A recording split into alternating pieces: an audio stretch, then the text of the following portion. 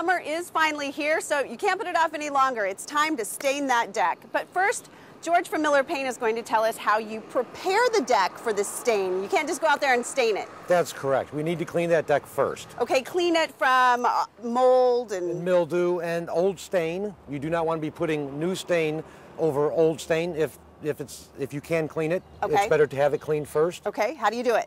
Well, we generally use a stripper. We use Cabot Problem Solver.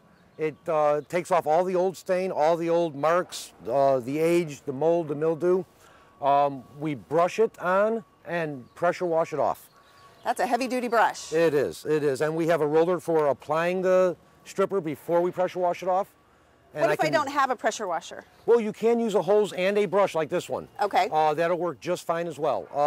The pressure washer is kind of fun to use, though. You have to be a little careful with it. It is a power tool. Okay, and you can rent these at Miller Paint? You can rent these at Miller Paint at any of our stores. That's great to know. Okay, we're going to go over and check out this deck that needs to be stained. Yeah, and I'd love to show it to you.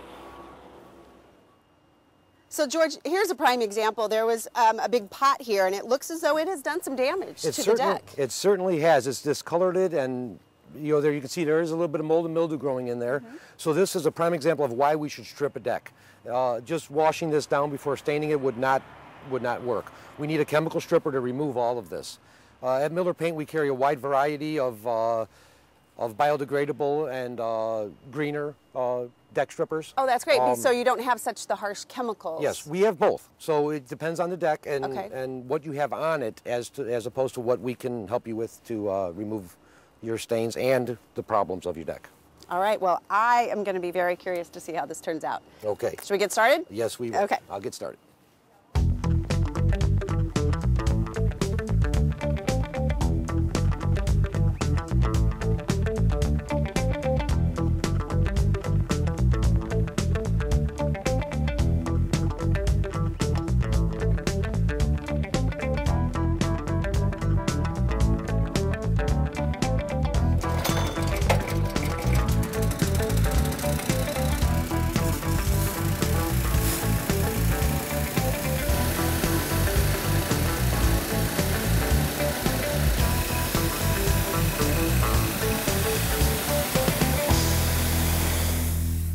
So George, it looks like you're really doing a big difference here already. It's coming out to be like brand new wood in some areas.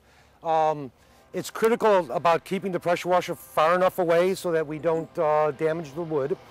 You can see here where the pot was. Right. We can see there's still some lines here, and that's pretty tough. We're probably going to have to do a second application on that. So how long does it need to sit on here? The stripper itself has to, we don't want to let it dry on the surface. So on a nice day like today, I would say about 15 minutes maximum before it starts to dry. Now, does temperature matter? It does a lot. It really does. The optimum temperature for stripping a deck is about 50 degrees, 50 to 70 degrees. Okay. So early morning would be ideal? Very early in the morning or very late in the evening if the deck has cooled down. You don't want the deck to be hot to the touch when you're applying chemicals to it. Okay.